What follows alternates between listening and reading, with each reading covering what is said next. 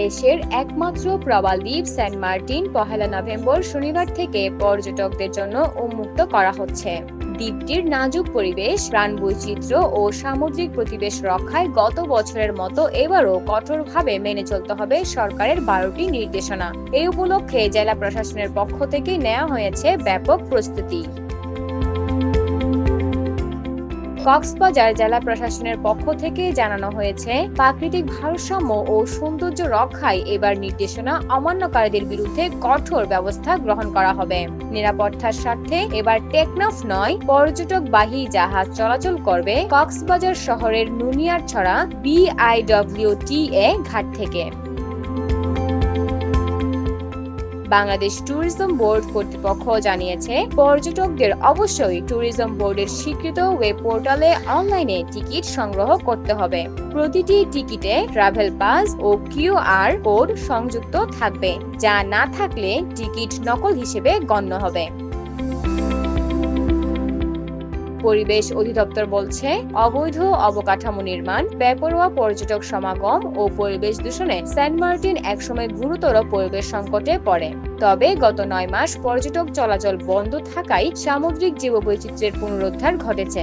সৈকতে শামুক ঝিনুকের বৃদ্ধি, লাল কাঁকড়ার দৌড়ঝাঁপ এবং মা কাছিমের ডিম পাড়ার পরিবেশ ফিরেছে। পরিবেশ বিষয়ক সংগঠন ES কক্সবাজারের চেয়ারম্যান অ্যাডভোকেট মুজিবুল হক বলেন, সীমিত পর্যটনই সেন্ট মার্টিন বাঁচাতে পারে। তিনি এই উদ্যোগকে সময়োপযোগী হিসেবে অভিহিত করেন। সরকারি প্রজ্ঞাপনের তথ্য অনুসারে যে নির্দেশনা মানতে হবে পর্যটকদের, সেগুলো হলো: নভেম্বর মাসে শুধুমাত্র দিনের বেলা ভ্রমণ অনুমোদিত, ডিসেম্বর ও জানুয়ারি মাসে রাত্রি যাপনের সুযোগ থাকবে, ফেব্রুয়ারি মাসে সম্পূর্ণভাবে পর্যটক প্রবেশ বন্ধ, প্রতিদিন সর্বোচ্চ 2000 পর্যটক প্রবেশ করতে পারবেন। সৈকতে রাতে আলো জ্বালানো, শব্দ সৃষ্টি বা বারবিকিউ নিষিদ্ধ। কেয়াবনে প্রবেশ, কেয়াফল সংগ্রহ বিক্রয় নিষিদ্ধ। কাছিম, শামুক, ঝিনুক, প্রবাল সহ যে কোনো জীববৈচিত্র্যের ক্ষতি সম্পূর্ণ নিষিদ্ধ। মোটরসাইকেল, সি বাইক সহ মোটর চালিত যান চলাচল বন্ধ। নিষিদ্ধ পলিথিন বহন করা যাবে না। একবার ব্যবহারযোগ্য প্লাস্টিক নিরুৎসাহিত। ব্যক্তিগত পানির ফ্লাস্ক ব্যবহার উৎসাহিত।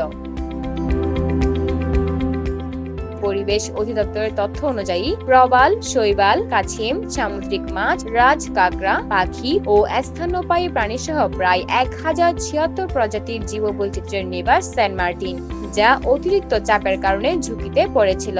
সরকার আশা করছে, নতুন নির্দেশনা ও নিয়ন্ত্রণ ব্যবস্থা মেনে চললে সেন্ট মার্টিন দ্বীপ পরিবেশ বান্ধব পর্যটনের আন্তর্জাতিক উদাহরণ হিসেবে গড়ে উঠবে।